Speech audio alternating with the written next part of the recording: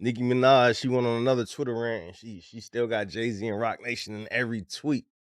She be wilding on them. I ain't gonna lie, I ain't never seen nobody come at JayZ this hard. Wait, pause and really clock this for a second. The contrast here is wild. Piers Morgan dropped an interview where a guest threw out some heavy, extreme claims about JayZ and Beyonce, and things escalated fast. Within days, literally days, JayZ's legal team stepped in and shut it down quick. Morgan didn't hesitate. He edited the episode, stripped out the accusations completely, and came back on air with an apology. That move was clean, direct, and loud. He made it clear those claims were false and had zero factual backing. No confusion, no dragging it out, just handle. That's what it looks like when a legal team decides to apply pressure and make something disappear fast. Now flip the script and look at Nicki Minaj, because this is where it gets messy. For over a year, she's been putting out statements that go way further than anything a random blogger or talk show guest ever said. She's publicly claimed JayZ owes her $200 million. She suggested he had influence over Super Bowl decisions to block Lil Wayne. She's even hinted at darker rumors about secretive groups and serious accusations tied to his name. On top of that, she's labeled him a predator, and still, nothing has come back from JayZ's side. No tweets, no legal action, no public denial, not even a slick line in a song. Silence across the board. So now people are stuck asking the same question again and again. How does one situation get shut down in days while another keeps running for years with no visible consequences at all? The Piers Morgan situation hits different because it proves the system behind the scenes is very real, and when it decides to move, it moves fast. No delays, no hesitation, just action. A singer named Jaguar Wright went on Morgan's show and started making intense claims, saying JayZ and Beyonce were monsters who kept people against their will. She even said they were putting unconscious people on planes. Then she took it even further, comparing JayZ to figures like Harvey Weinstein and Jeffrey Epstein. Those are serious accusations, and what happened next says everything. Lawyers for the Carters stepped in, and the reaction was immediate. Morgan didn't argue, didn't double down, didn't try to defend the segment at all. He went back, edited the interview, removed the claims completely, and then came on air to apologize. Now, yesterday, Nicki Minaj did what she does best lately, and that's go on an unhinged rant about everything and everybody, okay? If you missed it, I understand. There's more important things going on in the world, including but not limited. He clearly stated the allegations had no basis in fact, and that was that, wrapped up in just a few days. That's how quickly things can get handled when pressure is applied. So when people question why JayZ hasn't responded to Nicki Minaj, it's not because they think he stays silent all the time. It's the opposite. They've already seen how fast he can react when he chooses to. But with Minaj, it's been a totally different story. No delay, no statement, no legal move, nothing at all. Meanwhile, her claims keep growing, getting louder, more complicated, and way more intense with each new moment in the spotlight. The first angle she pushed was about money, and that's where things started heating up. Nicki said she owned 3% of Tidal when JayZ sold it for $302 million. Based on that share, she claims she should have seen around $9 million come her way. But according to her, the offer she got was just $1 million. To stay quiet. She says she turned that down, no hesitation. Now she's putting the number way higher, saying she's owed somewhere between $100 and $200 million, and that's a massive jump. That was just the beginning. Then the Super Bowl situation came in and took things to another level. When the NFL chose Kendrick Lamar over Lil Wayne for the halftime show, Nicki didn't just question the pick. She pointed straight at JayZ.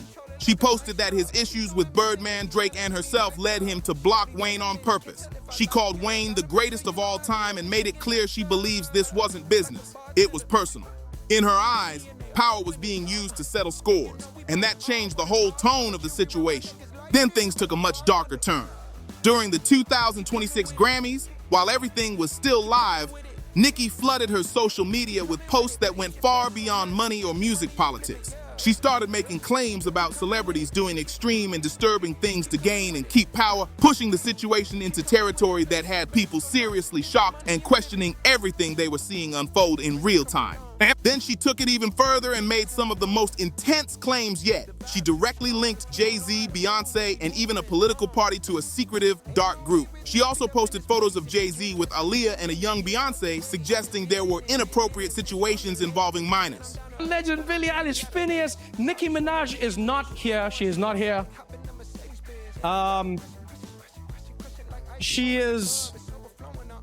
She is still at the White House with Donald Trump discussing very important. That part quickly got attention, and online commentators jumped in, pointing out that the timeline didn't match up with what she was saying. Still, the bigger issue wasn't just people debating details online. It was the fact that these claims were being pushed out publicly during one of the biggest nights in music. This all happened while the Grammys were still live, with millions watching, and yet nothing came from JayZ's side. No lawsuit filed, no public denial, no visible effort to remove the posts or challenge them directly. Just silence. And that's what makes the situation feel so unusual. JayZ isn't someone who always stays quiet when serious accusations come his way. He's spoken up before. In a GQ interview, he addressed a past lawsuit that accused him of a major crime, and he didn't hold back. He said it took a lot out of me, talked about feeling intense anger, and made it clear he would never settle something like that, saying, "I can't do it. I would pass away." That shows he's willing to respond when he feels it matters. He's shown before that he's ready to fight back when things get serious. But when it comes to Nicki Minaj, it's been the complete opposite. Nothing at all. No countersuit, no statement from Roc Nation, no demand to pull anything back, not even a direct mention of her name in an interview. The same system that got Piers Morgan to apologize in days has stayed completely quiet for years, even as Nicki's claims escalated from money issues to much darker accusations. DJ Academics has been calling this out non-stop. He keeps asking the same question people can't ignore. Why hasn't Roc Nation taken legal action against Nicki Minaj? They've gone after bloggers for way less. They've challenged commentators when things cross the line. They even got a major TV host to issue a public apology. But now, with someone making repeated claims about their founder involving money, influence, and serious wrongdoing, there's just silence. That contrast is hard to overlook. Academics has also thrown out a theory that's been sitting in a lot of people's minds. Maybe there isn't a strong legal case here. Maybe there's some truth buried somewhere in all of this. That's not proof of anything, but when the same pattern keeps showing up, people are going to question it. And since no one from Roc Nation has stepped in to address it directly, the speculation just keeps getting louder and louder. What makes it even more intense is that Nicki isn't backing down or waiting around. She's pushing right up against that silence and testing it. She said she won't drop another album until her contract gets renegotiated and until she can speak on what she calls findings about Billboard interference. That keeps the pressure on and keeps the spotlight locked right where she wants it. She's even holding her own music back to make a point. Instead of dropping new tracks, she's building suspense and making bold promises. She said, "Story time's coming that will shake the entire industry." Then followed it up with, "The destruction coming isn't funny." That doesn't sound like someone bracing for a lawsuit at any moment. It sounds like someone who believes they can keep pushing without consequences. And so far, that's exactly how things have gone. Look at the pattern. It's hard to ignore. She questioned the money situation. Nothing happened. She called out the Super Bowl decision and claimed it was personal. Still nothing. Nicki Minaj has made it very clear how she feels about African Americans in this country. For I don't think she's one of them, obviously. And she should, under Trump's rules, she should be deported because I don't think, reportedly, that she is a legal citizen here. She is undocumented. And so she has shown her. She brought his wife into the conversation through association. No response. Then she moved into much darker claims involving secret groups and extreme accusations. And even then, no visible legal action showed up. The silence hasn't broken no matter how far things have escalated. So what actually crosses the line? If claims about secret groups and extreme behavior don't trigger a lawsuit, then what does? If someone can go on a massive platform, speak to millions, and label him a predator without any legal pushback, where is that line drawn? At some point, the silence doesn't feel like patience anymore. It starts to feel intentional. And that's where things get complicated. When action is taken in some cases but not others, people notice fast. The moment you show you can respond, every moment you don't respond starts to stand out even more. JayZ's team already proved they're willing to move quickly. They handled the Piers Morgan situation in days. They've gone after bloggers and commentators before too. But when it comes to Nicki Minaj, the most high-profile and consistent voice making these claims, it's been nothing but silence. And that's what keeps raising eyebrows. The resources are there. The legal power is there. And there's already proof they know how to act fast when they decide to. So why not here? At this point, the absence of a lawsuit is getting more attention than a lawsuit probably ever would. And Nicki seems to fully understand that dynamic. She's not backing off, not toning anything down, and definitely not walking anything back. Instead, she's leaning into it, using that silence as space to keep going further each time. Every new post adds more intensity, more questions, and more eyes on the situation. And with every move she makes, people keep circling back to the same thing. Why hasn't anything been done to stop it? If Roc Nation isn't taking legal action over claims this extreme, then what are they actually waiting for? What would Nicki Minaj have to say for them to finally step in and respond? That question is still hanging in the air, and the longer it goes unanswered, the louder it gets. People are starting to wonder if the real answer is something nobody involved wants to say out loud. So why move fast on Piers Morgan but stay completely quiet when it comes to Nicki Minaj? That contrast keeps raising eyebrows. The easiest place to start looking is the money she claims she's owed, because if there's even a small piece of truth somewhere in that financial dispute, the numbers alone could explain why things are being handled so carefully behind the scenes. And once you start pulling on that thread, everything begins to feel a lot more complicated. The situation stops looking like just industry drama and starts drifting into something bigger. This is where it shifts away from just music altogether. In December 2025, Nicki Minaj showed up at Turning Point USA's America Fest and spoke in front of a conservative crowd. Called out Beyonce for coming to the tour and coming to several shows and always going backstage to see Monica, taking pictures with everybody else except Brandy. And he like, why you not coming to speak to Brandy? Why you not, why you acting funny? Why you doing this? Why you doing that? And the people that was in the room with Ray J, they was moving from the camera because, baby, they was scared, because normally you don't call out Beyonce and you don't. She talked openly about her Christian faith and said she felt targeted and pushed around by parts of the entertainment world. That added a whole new layer to an already intense situation, and it only made people watch even closer. She didn't stop there either. She spoke about Donald Trump as someone who brought hope to people, and then in January 2026, things escalated even more. She showed up at a Treasury Department summit and stood on stage right next to Trump himself. At one point, she even held his hand and called herself his #1 fan, saying her citizenship paperwork was being finalized. That wasn't just a casual comment. That looked like a full public shift happening right in front of everyone. And the reaction came in fast and heavy. An online petition calling for her deportation gained over 120,000 signatures in just a few days. That kind of response doesn't stay quiet. It spreads quick and gets people talking everywhere. But what really stood out was where a lot of that backlash seemed to come from.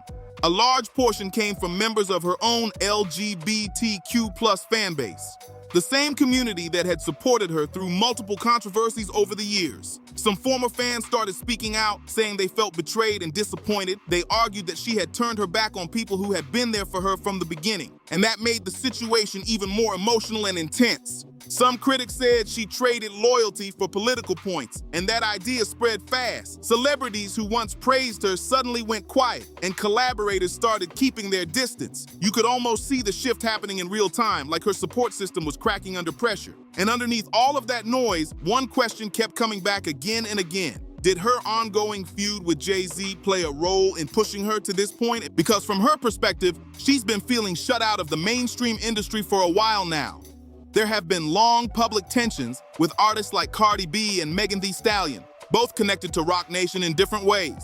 On top of that, she suggested that blogs, media platforms, and streaming services weren't giving her fair treatment. It created this picture where the industry she came up in started to feel more like opposition than support. When someone feels pushed out of their own space, the natural move is to look for a different lane. And in her case, that shift seemed to land in conservative politics, a space that often welcomes voices who feel rejected by mainstream circles. You don't have to agree with the move to see how that path might start to make sense from her point of view. Then right in the middle of all this, another twist dropped. A company called Ciabra, which studies online activity, analyzed engagement around her political posts. They reviewed over 55,000 profiles interacting with her content between November and December 2025. Their conclusion? Around 33% of those accounts, nearly 19,000, were likely not authentic. Speaking of Brandy and Beyonce, so there were some comments left on a photo of Beyonce, and it was from Brandy's Instagram account. It says, "That's my outfit you down here in. I dare you to come down here again and take a picture with me. It will go viral."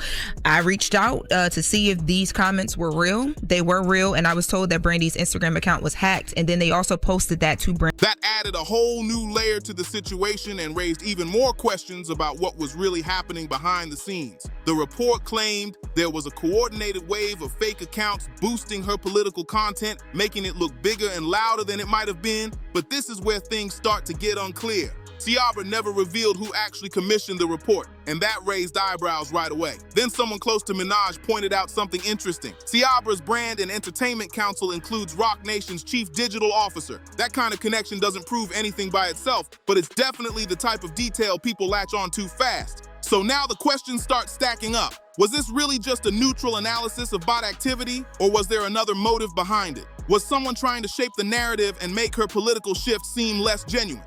There's no clear answer, and that uncertainty only makes the situation feel more tangled. When both sides have reasons to control how the story looks, it stops being simple and starts getting messy real quick. At the same time, her career started showing signs of pressure. She announced she wouldn't release another album until her contract was renegotiated, saying she needed to reveal what she called findings about Billboard interference first. Then in October 2025, she shocked fans again by saying she was canceling her 6th album completely. She even wrote, "Okay, I'm not going to put out the album anymore. No more music." That statement hit hard and left people wondering what was really going on behind the scenes. "Hope you're happy now." That line hit hard and fans instantly reacted. People started panicking, flooding her with messages, begging her not to walk away from music like that. Then, just as quietly as the drama started, the album showed back up on the release schedule with a March date still listed. That left everyone confused. Was it a real cancellation, a negotiation tactic, or just a moment of frustration she later pulled back from? Nobody really knows, and that mystery keeps people watching closely. What's clear is that she's using her own career as leverage, holding back major moves while waiting to see if the other side responds. And so far, nothing has come from that direction. That silence keeps stretching, and it only adds more tension to everything already building. Now rewind a bit, because the history between these two makes the current situation feel even more layered. Before Nicki Minaj became the global star everyone knows, JayZ actually tried to bring her onto Roc Nation. She turned that down and chose to stay loyal to Lil Wayne and Young Money instead. That's how she feels. She feels like blogs and online platforms don't touch what she's saying, and they don't cover all of her words fully because it's JayZ and Roc Nation. Well, I'll tell you this, I have no idea about their business, but if someone owed me $200 million, then I would be in court, not on X, and I guarantee you if she ever took that to court, that would be a huge... Some people in the industry have wondered for years if that moment planted the first seed of tension between them. But it wasn't always like this. A few years later, she openly called JayZ one of her biggest influences when it came to business moves. She even modeled her album The Pink Print after his Blueprint series. That's a direct nod of respect. They shared stages at Yankee Stadium, showed up together at major events, and stood side by side during the Tidal launch. And it didn't stop there. As recently as 2022, JayZ and Beyonce sent her congratulatory flowers when she received the Video Vanguard Award. That kind of history makes everything happening now feel even more unexpected. She even thanked them publicly back then, which makes everything happening now feel even more complicated. When people try to figure out how things got this tense, it doesn't look like one sudden fallout. It feels like something that built up slowly over years. What started as admiration turned into frustration, then into full-blown conflict, and now it's at a point where neither side looks ready to step back. Now add another voice into the mix. Ray J stepped in last year and had something to say about the situation. He called out Jaguar Wright for going on Piers Morgan's platform instead of coming to him directly. He made it clear he didn't respect how it was handled, saying she was choosing outside platforms over her own community. And that part stands out for a reason. Ray J looked genuinely frustrated that such serious claims about JayZ and Beyonce were being broadcast on a global stage instead of being addressed within the culture first. That reaction added another layer to the whole situation and showed just how divided opinions have become around how all of this is playing out. His point wasn't really about whether the claims were true or not. Nicki Minaj has dragged JayZ to filth. She blasts him for being evil and spiteful. What he was focused on was control. Who gets to tell the story and where that story gets told. And that same pressure shows up clearly in the Nicki Minaj situation. She's not going through the usual channels at all. No lawsuits, no carefully managed interviews, no PR filters. She's going straight to her audience, posting directly to millions and skipping every gatekeeper in the process. Meanwhile, the people she's calling out aren't responding publicly at all. That kind of imbalance stands out because it's not how situations like this usually unfold. Normally, there's pushback, statements, something to counter the narrative, but here, it's just silence. And the longer that silence lasts, the more it feels like the usual rules just aren't applying in this case. There's also another detail that added fuel to the conversation. At a charity event last year, Beyonce and JayZ were seen sitting at the same table as Ivanka Trump and Jared Kushner. Photos from that moment spread quickly online, and backlash followed almost immediately. Some fans questioned the optics, especially given past public positions. Nicki, watching from the outside, didn't ignore it. She took those images and used them as more material to support her ongoing narrative. She started pressing a new angle, asking why people who criticize Trump behind closed doors seem comfortable being seen with his family in public. That move hit hard because it shifted the whole conversation. Suddenly, it wasn't just about what JayZ had or hadn't done. Now people were debating consistency and image. And once questions about hypocrisy enter the mix, things get a lot harder for anyone to navigate cleanly.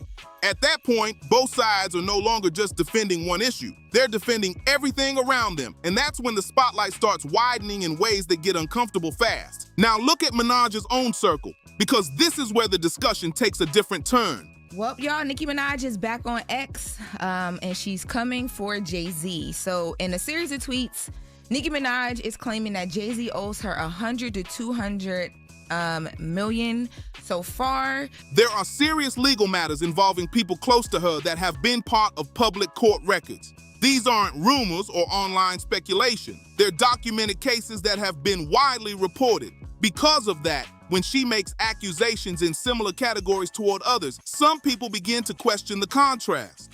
Those questions come up whether people agree with them or not. Some wonder if the focus is being redirected, or if multiple issues are getting tangled together in a way that makes everything harder to separate. You don't have to land on a final answer to see why the conversation shifts at that point. It naturally changes how some listeners interpret everything being said.